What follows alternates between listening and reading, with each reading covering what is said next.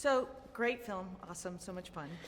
Tell us, Thank you. It is, it's fantastic. Tell us a little bit about your character. Sure. I play Mason Weaver. She is a self-proclaimed anti-war photographer, and she is not afraid to do whatever it takes to get the shot. And in this case, it means that she's willing to sneak on to this secret mission and figure out what's going on Skull Island. Now, why do you think it is that people are constantly interested in the King Kong story, iteration after iteration? What do you think interests them so much? Well, I think it's because it taps into our own human nature. We've got two sides of us, and there's one that really wants to control and dominate and wants to be like the most important and most powerful, and then there's another part of us that knows that we need to work with compassion and kindness, and that we don't need to use so much force in order for us to unite. And what do you think, how is this one different from previous iterations, do you think? Well, the cool thing about this movie is that it's a lot different. I mean, first of all, Kong is, I think, 5 times bigger. He's absolutely massive. It takes place in a completely different period of time. It's the 70s. We've got the Vietnam War as part of the backdrop. And a whole new set of characters that are completely different from the other ones. And talking about these characters, you've got a great ensemble cast there. And can you talk a little bit about, did you spend a lot of time with them? And I know that we can also talk about the locations too that you shot at. So you can talk a little bit about that. Yeah, we shot in Australia, Hawaii, and Vietnam, and like really deep, secluded parts to try and get the feel of what it's like to be in land that's been untouched by man. So because of that, like a lot of the time there's no cell service, there's certainly not Wi-Fi.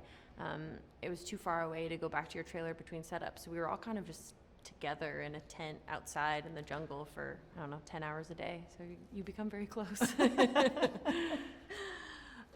There's a scene in the film where you're seeing Kong close up for the first time, and it evokes so much emotion, like you can really see it and feel it in your face. Where did you draw from in order, because obviously you're not seeing this in real life, but it was amazing to see that on screen. How did you evoke that emotion? I don't know, it's kind of magic. Part of it came from an experience that I had in India where I got to touch an elephant, and I was really conflicted with the experience because I'd never been so close to something that's so much bigger than me and so much stronger than me. And so I kept kind of feeling this push and pull where I'd get close to it and then I'd take a step back, and I was sort of laughing and crying. And for me, what was so powerful about it was that here is this creature that could very easily hurt me, but it doesn't, because there's just this deep gentleness mixed in with all of that strength. So I imagined that was sort of similar to what it would be like to have this FaceTime with Kong. Yeah, that was amazing. And what do you hope that people take away from this film? I don't know what I hope people take away. I just think that the film, it asks some really great questions of us, of what's important to us, what are we willing to risk our life for, how do we want to handle the untouched land on our planet, how do we want to protect the vulnerable, and I think that this movie does it in a really fun way. It does. And of course your character is a photographer. I noticed there was some photography out that they're showing around here, and I'm understanding that these are photos that you actually took. Yeah. Which was amazing. Did you just take those along while you were filming? Yeah. I usually figure out some sort of hobby to do on set because it's really hard to read books, or we couldn't really go on our phones because we're in the middle of nowhere and no cell service.